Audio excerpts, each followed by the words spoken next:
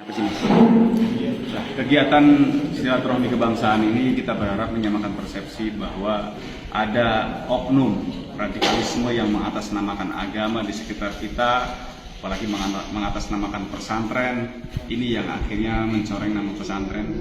Padahal sejatinya pesantren membangun peradaban yang baik. Ini ada hidden curriculum. Ini ada sebuah gerakan makar mendirikan negara dalam negara.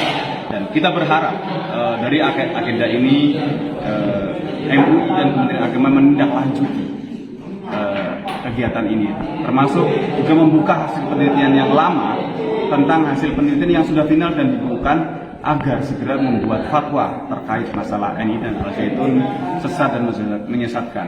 Dan Kementerian Agama juga segera menindaklanjuti, mengambil alih, karena ini sudah sangat membahayakan. Ini bukan gerakan keagamaan, ini gerakan politik. Bahkan ini kita bilang ini kejahatan kemanusiaan atas nama agama. Orang yang sudah bergabung akan dihancurkan ekonominya, dihancurkan akhlak dan akidahnya, dihancurkan masa depannya. Ini atas nama agama dan ini besar di pondok pesantren. Ini sangat membahayakan. Kalau negara tidak bertindak, ya ini akan membahayakan kedaulatan negara. Ini kan sepertinya isu yang akan menjelang tahun politik. Apakah memang sengaja mencari sensasi atau memang sengaja dia pengen menebar kebencian pada masyarakat? Sejatinya memang ini ada gerakan makar dari dulu. Dan NI ini memang mengkolaborasi ajaran NI dengan ajaran Isa Bugis dan lembaga kerasulan. Dari awal terbentuknya memang dia sudah mengajarkan makar dan mengajarkan kebencian kepada orang. Namun di permukaan ajaran Isa Bugis ini seolah-olah mereka toleran, karena ajaran Isa Bugis ini adalah dia kolaborasi, sinkretisme agama, penggabungan beberapa agama menjadi satu dan selalu menggunakan logika akal yang tidak masuk akal, tidak akal. Makanya rukun Islam pun dirubah, termasuk haji nggak perlu ke Mekah, haji ada di Jawa Barat di Al-Zaitun, terus sholat belum diwajibkan, dosa bisa ditebus. Nah ini gerakan-gerakan ini kan gerakan clandestine, gerakan bawah tanah, dan informasi ini sudah ada di tangan MUI dan Kementerian Agama pada saat itu yang dihasilkan. Jadi cukup dibuka saja, saya rasa masyarakat sudah tahu buat fatwa, dan ini menjadi landasan aparat untuk menindak Al-Zaitun juga secara hukum. Karena banyak kasus tanah yang tidak selesai, yang hanya dibayar uang muka, minta sertifikatnya sampai sekarang tidak dibayar. Ada kasus-kasus hukum juga, misalnya dana BOS itu tidak ditransfer ke rekening yayasan, tapi ditransfer ke rekening atas nama AS Panji Gumilang. Ini kan sudah pelanggaran hukum. Jadi kita berharap negara hadir. Kita punya intelijen, ada BIN, ada BAIS, ada Baintelkam, punya Menko Polhukam. Kita berharap kementerian dan lembaga sinergi. Ini bukan hanya kasus tahunan, ini tragedi kemanusiaan. Dan kita tidak berharap ini berlarut-larut sehingga nanti orang akan trauma dengan pesantren, takut ke pesantren, anaknya nanti takut dianggap radikal dan lain sebagainya. Yang ini oknum. Dan kita kasihan kepada para korban yang sudah menyepalakan di sana. Ada yang stres, depresi, bahkan gila. Karena mungkin dijali dengan masalah doktrin dia tidak kuat. Karena 80% di Al-Zaitun itu adalah santri yang orang tuanya anggota NI, termasuk karyawan, muadzaf, eksponen itu adalah orang NI. Tapi ada 20% santri yang korban promosi Al-Zaitun, yang dia hanya melihat pesantren mega, sekalian ke sana. Anaknya nakal mungkin juga cemplungin ke pesantren karena mungkin orang tuanya orang kaya, karena memang biayanya cukup tinggi. Tapi kalau yang 80% itu memang ada subsidi bagi anggota NII agar untuk menyekolahkan menjadi santri anaknya di Al-Zaitun. Jadi kalau Kementerian Agama hanya melihat kurikulumnya, ya tidak ada yang aneh. Tapi kalau hidden kurikulum, ini adalah gerakan intelijen, dan saya rasa istana juga harus turun tangan menghukam. Kita punya intelijen. Jadi jangan sampai seolah-olah intelijen tidak bergerak. Ini adalah gerakan yang sangat membahayakan kedaulatan bangsa. Yang diketahui Mas Kian sendiri selama berada di dalam Al-Zaitun, yang paling menonjol penyimpangannya itu apa?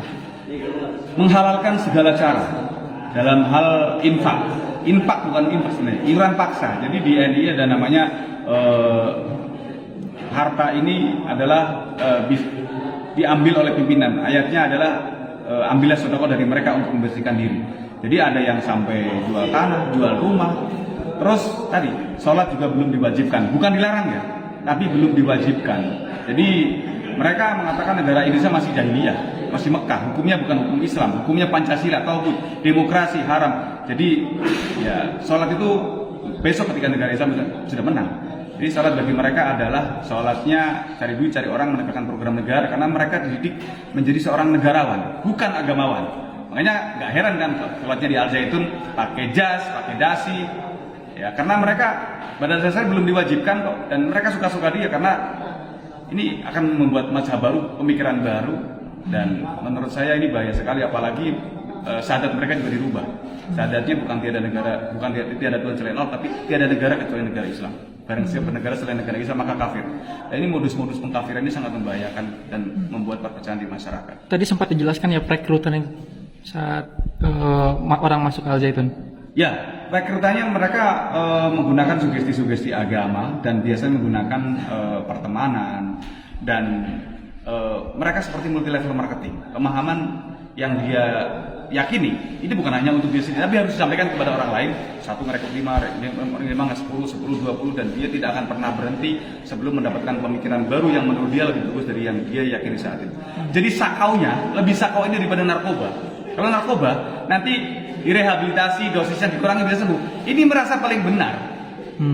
Ini mewarisi sifat iblis, merasa yang lain neraka semua, surga hanya dia. Yang lain kafir semua, yang beriman hanya dia. Ini kan bahaya sekali. Biasanya berapa lama itu perekrutan doktrin-doktrinnya? Tergantung calon korban. Biasanya dulu kita merekrut maksimal 2 jam saja. Kita sudah pastikan orang yang bawa laptop, bawa dompet, bawa elektronik harus pindah tangan tanpa hipnotis, tanpa gedang. Murni sebuah dialog pengkondisian yang disugesti dengan sugesti agama. Ada istilah untuk menguasai orang yang bodoh, bungkuslah sesuatu yang batil dengan agama. Merampok nggak apa-apa, tapi ini ayatnya. Ini dalam kondisi perang, harta musuh bisa dipakai untuk perjuangan. Namanya fa'i atau ghunimah, harta perampasan perang. Boleh dipakai untuk perjuangan. Jadi harta orang lain, termasuk harta orang tua, ketika masih belum berbaiat, kan kafir juga. Boleh dicuri, boleh di modus-modus kehilangan barang dan lain sebagainya. Jadi sebelum kita selamatkan orang tua, katanya selamatkan dulu hartanya. Ini kan bahaya sekali. Yang akhirnya menjadi legalisasi kriminal atas nama agama. Sudah ada berapa ribu korban ini? Laporan yang kayak ini Kris Center sudah puluhan ribu. Dan terakhir kita yang paling banyak yang kita tangani yang sudah kembali ke NKRI di Sumatera Barat, satu sesi kita ada 1.157 anggota NII, ex-NII yang kembali ke NKRI di Jambi, di Riau, di Sumsel, di Kemarin Lampung, di Jawa Barat, Jawa Tengah, seluruh tersebar di kita. Bagaimana supaya mereka bisa kembali kepada masyarakat, dan ini menjadi warning agar berhati-hati karena tidak cukup modal semangat saja kita dalam belajar agama, tapi juga harus dengan ilmu yang benar. Karena kalau hanya modal semangat kalah debat nanti akan mudah terpapar juga ke sana.